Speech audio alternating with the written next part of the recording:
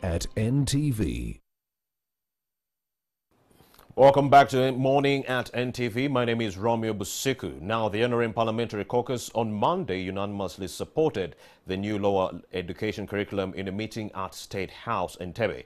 This option is contrary to the decision they made last week in Parliament to halt the implementation of the curriculum.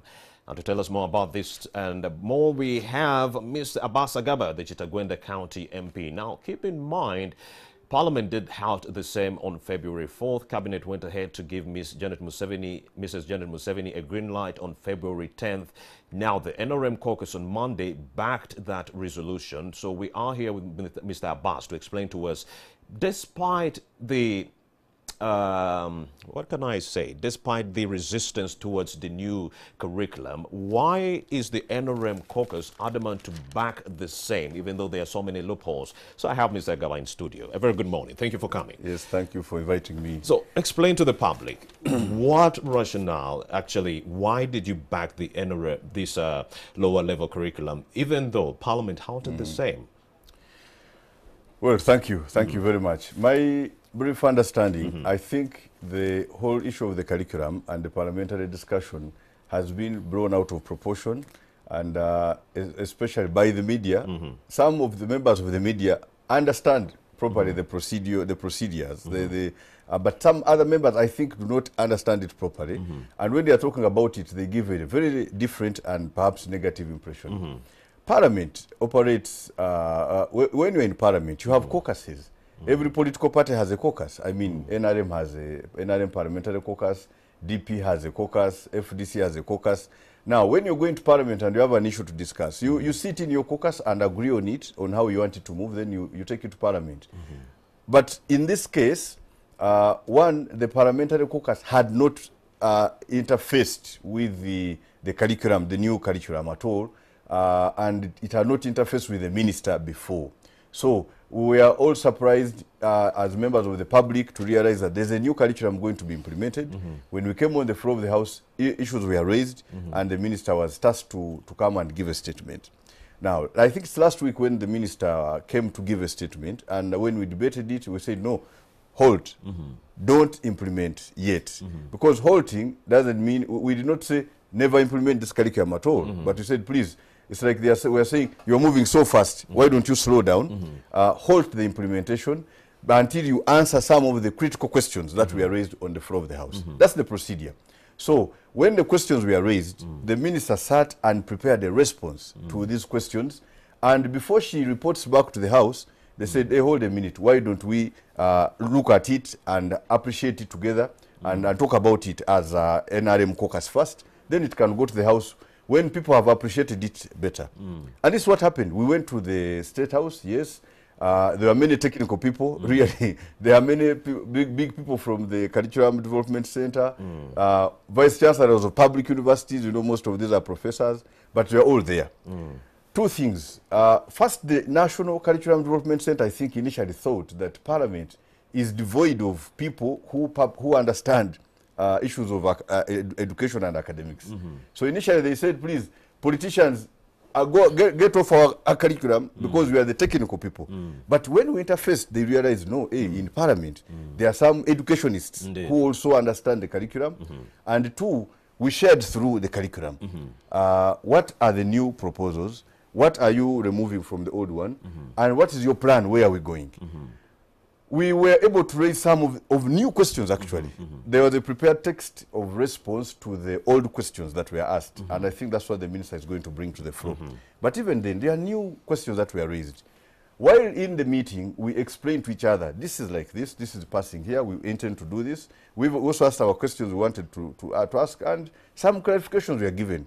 That's why we came through with an understanding that, no, first of all, curriculum review and implementation is not a one-off. It's not an activity that is a one-off. It's a process. In university, you review curriculum every 5 years. There has not been a review for a very long time because we have been following an old colonial system education. So every attempt that has been made, you know, when you go to a restaurant, they give you a menu. There's katogo, there is chapati, there is what. So most of the people, they would remove remove political education, remove history, remove this, but they have not entered the curriculum, the topic itself to understand it. This time there's an attempt to merge certain subjects, there's an attempt to emphasize the practical subjects, and there's an attempt also to give children 2 exit routes at O level. You exit to the world of work with the skills and the skill certificate, also continue to A level with another one. So there are some new changes which are good. And our understanding is, of course, as an educationist, I know and I appreciate that you can't do it once and it's finished. So what they have, it can go up to about 70%. So we can start with it and keep improving it as work in progress. This is what other countries have done. We asked them if they had benchmarked it elsewhere. They told us where they had gone and seen some things. They shared with us. We also told them what we think is important and fundamental to the country. But by the way, even as it is still available for improvement because everybody who interacts with it freshly realizes that there's something they can add. I can give you an example.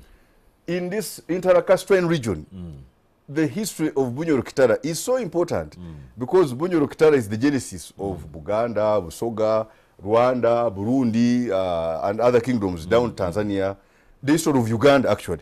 But inadvertently, the history of Bunyoro Kitara has been removed from the history that is going to be taught to our children. They left Buganda, I think, and Ankole or something. So we asked them a question: are you denying this part of the history? So the students are not being acquainted about the history of the Bachwezi. Exactly. Isaza, Nyamyonga. This is where our country, Uganda, starts from, even the north. So let's talk about the inception of this new curriculum, 2007, if I'm not mistaken. That's when you realize that, hey, we've been dealing with a curriculum that is too theoretical from day one. Students are only looking at academic achievements. They're not looking at the skills. If I get my 100%, father or mother will be happy. And then you realize that so many students had to cram this work in order to pass, and they were not getting the skills. So in 2008, that's when you decided that, you know what, we're going to mount a research for the next 12 years to come up with a new curriculum. But guess what? During the consultation process, experts believe that a small cabal of elites were only consulted and not the people who are going to be affected by this new curriculum. Why is government afraid of consulting people on issues that affect them? Keep in mind the age limit fracas. You remember that? The people were not consulted at all, but it has nothing to do with this, but you get the point. Well, why is government afraid of consulting I want to sail the ship away from political connotations because people will misunderstand.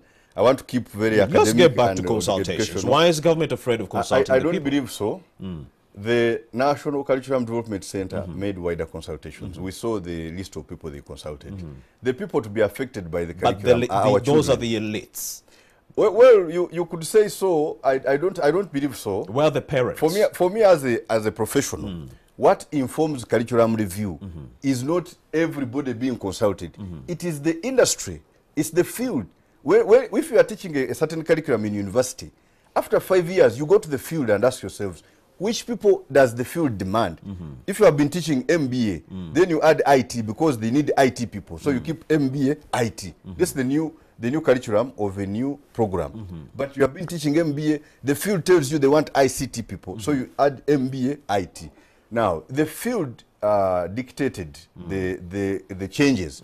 So whether my parents wanted it or not, the change should reflect what is happening in our country. And that's what I've seen happen. But the important points you are raising, let me raise them this way.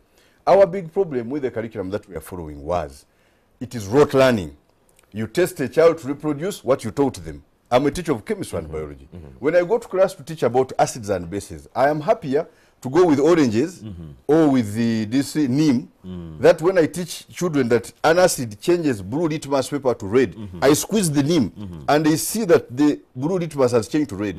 To some students, young as they may think it's a miracle, but it helps them understand that, hey, so the oranges are acidic, this butunda we take is acidic. They come to learn with the environment. We need the students to be taught in the environment in which they are learning, but also to practical. Now, this is what we argued with the minister. Yes. How prepared are the teachers? Because if you are saying the curriculum is learner-centered, it is competence-based. How prepared are the teachers to set questions that test application of knowledge? This is core, because you are changing from the rote learning, from the theoretical. But now the teachers who are going to implement the new curriculum must be aware that when I'm asking a student about, say, why did Said set up his headquarters at Zanzibar, you don't just ask directly like that, because then the student will reproduce what you gave them. But you can ask them, there was Bagamoyo, there was Zanzibar, there was Kampala, there was what? Why did Said choose Zanzibar among the many? Strategic then location. The child also scratches their head to say, hey, maybe there was this, such that it's application of knowledge. Our children are doing woodwork, they are doing technical drawing, they are doing agriculture. How do you compress this into a certificate of handcraft or woodwork, such that when my son finishes senior 4 and wants to go into a workshop, he's employable? So this is core. But the arguments were, the teachers were, of course, when I'm trained as a teacher, when I get some refresher, I easily pick up. But there's not enough time to teach them properly, to reorient them properly. But that doesn't mean that you can't start and then keep improving along the way. We ask them to refresh the teachers regularly. Every term they should have more teachers refreshed. For example, they have done away with these formative tests, the regular tests, the termly tests. You'll be tested once or examined once at the end of the year. 2, the final exam, the UNEB one, contributes 80%. My internal exam in the school contributes 20%. So the question is, how do you standardize this 20%? Such that Budo has 20%, it's internal. Chibuli, 20% is internal. Bishop Senior School, Mukono, Chitagwenda High School. I hear you. Now, how do you standardize them such that if I study from Chitagwenda High School for senior 1 and 2 and come to Budo, I'm acceptable with my that 20% which is internal to the school. So there are some few things that they will deal with, but the curriculum can start, because on the major whole, about 70% is done that they can start. And you think the curriculum is ready? Because there are experts who contend that this new curriculum is simply a copy of the older curriculum. What they did with the new curriculum is to just scale down the number of subjects from 43 to 21. In the case of senior 3 to senior 4, they'll reduce even further. So what they did was to just scale down the subjects, make geography compulsory, make history compulsory, make political education compulsory, and also make agriculture optional, which I'm going to get into. But why is that the case? No. As a consultant, educational consultant, I think that such a person is not correct. Why? Originally, there were 43 subjects. I did 17 in senior 1. I did 21. 21 in senior 1. By senior 2, I reduced to 12. Senior 3, I went to 10 up to senior 4. But of those 10, 7 were compulsory. I can tell them to you: history, geography, English, chemistry, biology, physics, and mathematics. These were compulsory. Now, they have reduced them to 21 subjects in total, but 11 are compulsory. So any consultant must compare. The other 7 were compulsory, here 11 are compulsory. I think still there is the large time spent by the child in contact with the curriculum. The main argument by the experts is that there was no major addition to this new curriculum to empower students with the skills they need to enter the job market, because this is a learner-centered curriculum to give them the skill. You get my point? But they're saying there were no major additions. It was just simply scaling down of subjects so that students might concentrate on a small number of subjects. So where are the additions that you were talking about that will help the students? From outside, before you interact with this curriculum, that's what you think.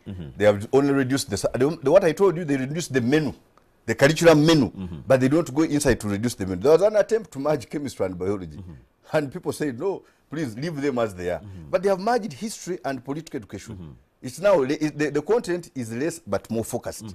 They have merged a number of other subjects. They need to just go to get into it first. But the point is, this new curriculum should be able to build the skills of our children and also train them skills application. That's where we are focusing. And what we have advised is, you can start it now, but have a committee to track it for this year, because this is the year of starting. It's a year you may make some mistakes. It's a year you may be correcting some mistakes, but let them track it for this year and critique it as you're implementing it, because I mean, you can't critique it when it is just kept. You do it. We have not been able to pilot it. If you chose like one place like Chitagwenda or Karamoja to pilot it, people also complain. But now you are doing it en masse the whole country. Let a committee track it and critique it. As you start the second year, as this senior ones go to senior 2, correct this that you have seen, and then it will be good. You build it. You build it. You can't build it when it is not being implemented. You will see the new changes as you go along, as also the world changes. I don't think anybody interested should go deep into it. Some things are not yet up to 100%. But where we are, to me, as a bus, I can see about 70% is there, and we can start, then improve along the way. And that's why we invited you here, Mr. Abbas, so that you help us expand on those issues, because there are so many issues affecting this new curriculum. The curriculum itself is learner-centered. I've mentioned this to you. They are skills.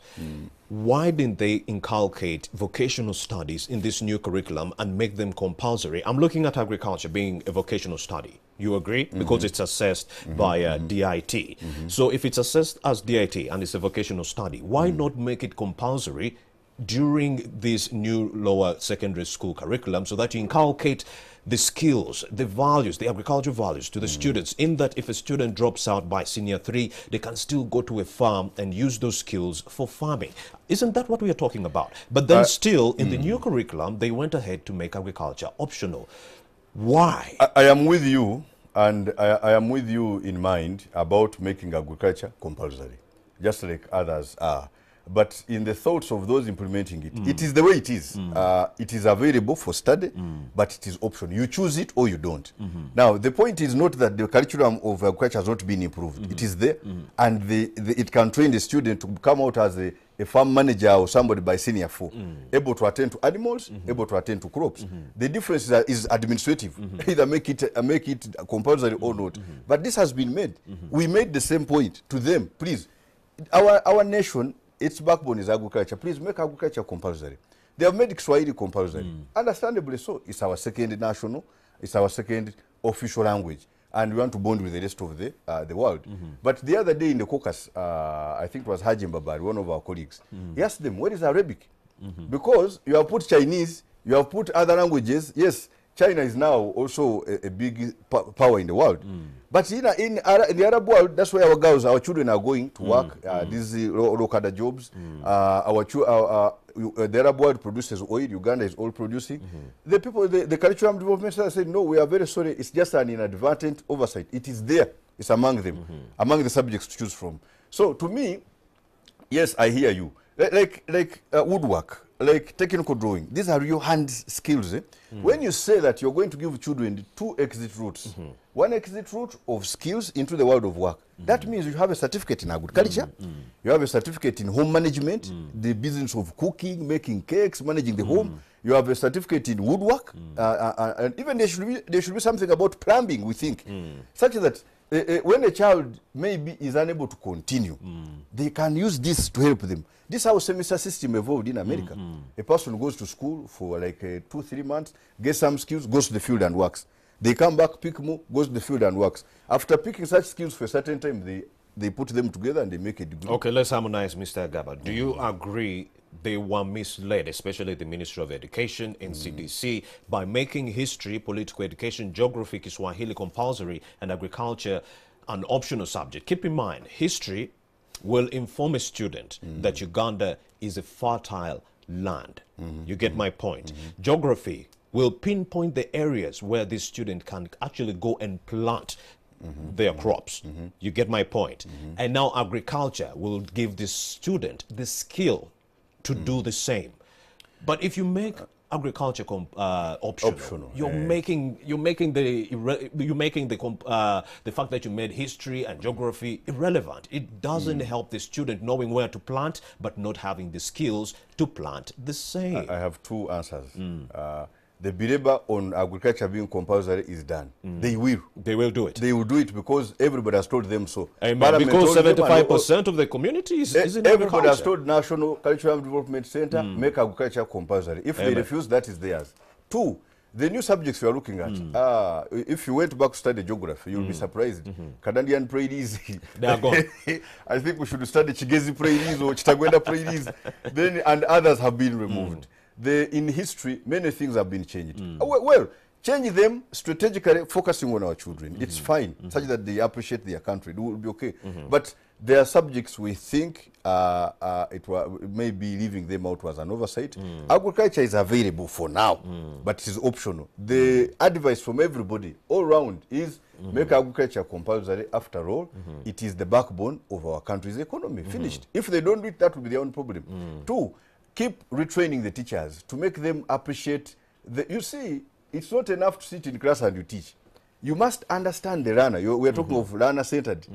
And being learner-centered should not be abused to think the child, the student, commands the learning process. No, the teacher, you see, you may have good genes, but in a bad environment, they will never be seen. So the child should be guided within the environment to appreciate certain skills and build their competences. The question is, how do you know as a senior one that this child is good in woodwork? They are trying it. This child will be good in agriculture. They are trying it. It does not stop you from proceeding to A level and beyond. But for now, focus and have these skills built. They should be able to do it. You see, like I can give you another example briefly.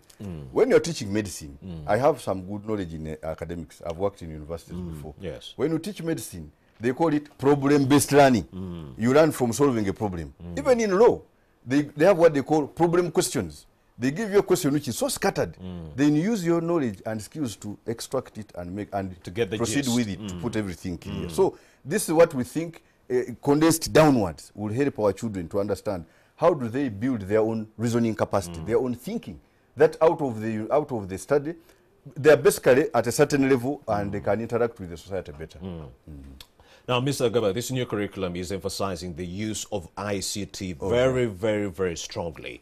Now, what would be the immediate ramifications of expensive technological use on poor parents and unstable schools that might not have the financial muscle to actually buy these ICT facilities? What would be the immediate part ramifications? of the argument we have had with government is preparedness to receive this curriculum. Now, the rollout of ICT it needs a big input, especially in the school. Now, for schools in villages where there's no electricity, you need to improvise on how you're going to have ICT facilities used there, computers and blah, blah, blah. The government seems to think or to say they are prepared. They will roll out with computers to every school where this curriculum is being implemented. And then they can be able to engage the students in ICT-led learning. Really, the government is prepared because nobody is better at this level. But what has been our push is to prepare and also set even our villages, because we focus more on these Kampala schools which can afford. Indeed. Which are able to. But my people in Chitagwenda, in Mugomba Primary, really, how do you... Even a child seeing a computer may be scared by the computer itself. Okay, let's talk about the people in the rural areas in a minute. Exactly. Before we wrap up. Now, the people in the rural areas, especially the teachers, are contending that this new curriculum that is being taught to them, they do not understand anything. 800 of those teachers say, especially in the Bunyoro sub-region, they say we do not understand what is being taught in the new curriculum. And I was talking to some experts and they were contending that some schools, especially in the rural areas, might continue with the older curriculum despite the fact that the new curriculum is already in force. What do you make of that? That is the responsibility of the government to make sure that as the curriculum starts, everybody is at par. But what I know... But they are not right now. No, that's not true. Some people were trained. Hurriedly and briefly, it was not managed very well. We have raised this point and it has been made. The training is continuous. This is what government has said. The minister has said. They are continuing to train these people while they are in. There's what we call in-service training. These teachers, they are teaching, they go for masters, for bachelors, to make them better. We have been yearning for this curriculum change. It has come. Let's embrace it, then improve it along the way. You, the teachers who have not been oriented. We've embraced it, but then there's some teachers who are being oriented. They say they do not understand what is being taught, and others are saying we are not getting the facilitation that is required to attend these trainings. Now, if government cannot facilitate these teachers, where will the money to buy the expensive ICT facilities come from? Those are the $64,000 questions experts are asking. No, I do understand. Even there were issues of facilitation during their training. Yes. But this on the side, because we are dealing with an issue of national interest. In a nutshell, we are wrapping up. Yes. We are dealing with an issue of national interest. Its facilitation can always come, But let's have a program. Let's have it programmed that the teachers will be regularly retooled, regularly reoriented. We can't wait for them to be trained 100% to start. What I told you, at least the 70% we have, we can start off then continuously, because this is what we do. I mean, I am here. If I don't go for further training, I can't be the good chemistry or biology teacher I am. I need to continue refreshing and retraining. Chitagwenda County MP Abbas Agaba, many thanks for having made the time to speak to us. You've been very, very, very, very crucial when it comes to demystifying some of these issues. Thank you. In a nutshell, yes. Are they ready to implement this? Just one word, yes or no? Yes. I want to believe so. Government is ready to implement. The rest can be improved along the way. That's it for this conversation. Next is our Take Note conversation. We are going to be talking about the toxicity levels in Lake Victoria. That's a conversation coming up next.